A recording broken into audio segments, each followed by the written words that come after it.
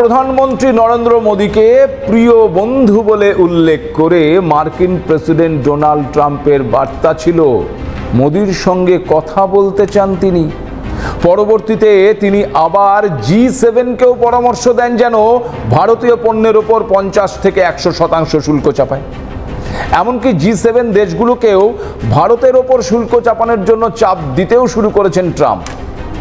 এই আবহে আগামী নভেম্বরে ভারতে আয়োজিত হতে চলেছে কোয়াড সামিট। এই কোয়াড সামিটেও মার্কিন প্রেসিডেন্ট ডোনাল্ড ট্রাম্প আসবেন কিনা তা নিয়ে তৈরি হয়েছে জল্পনা। প্রথমে নিউ ইয়র্ক টাইমসের এক রিপোর্ট অনুযায়ী দাবি করা হয় যে ট্রাম্প সম্ভবত ওই কোয়াড সামিটে যোগ দিতে ভারতে আসছেন না।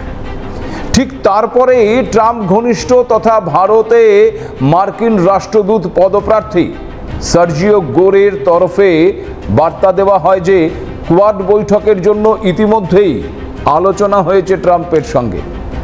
একটি সফর নিয়েও আলোচনা চলছে।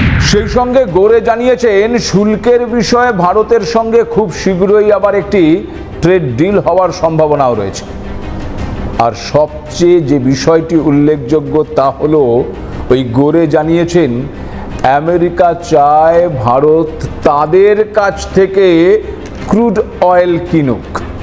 বুঝুন, ওই যে আগে ট্রাম্পের তুগলকি রাজ শীর্ষক এপিসোডে আপনাদেরকে একটা প্রশ্ন করেছিলাম, মনে আছে?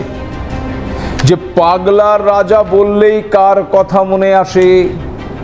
ঠিক তেমনই কাণ্ড কারখানা করছেন কি এই মার্কিন প্রেসিডেন্ট। এই কারণেই তাকে ঘিরে ওই টাকো ট্রাম্প বলে কটাক্ষ করে মিম ছড়াচ্ছে। কিন্তু প্রশ্ন হচ্ছে, সত্যি কি তাই, নাকি তিনি চাপের মুখে ভারতকে বা রাশিয়াকে কাবু করতে না পেরে নানান কৌশলী পদক্ষেপ নিয়ে এখন সবাইকে বিভ্রান্ত করতে চাইছেন?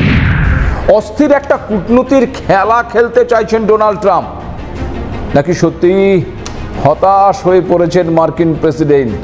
কারণ একদিকে ইউক্রেন ও রাশিয়ার মধ্যে যুদ্ধবিরতির চুক্তি করতে গিয়ে একেবারে ল্যাজে গোবরে হয়ে ছেড়ে দেমা কেঁদে বাঁচি অবস্থা হয়েছে ট্রাম্পের।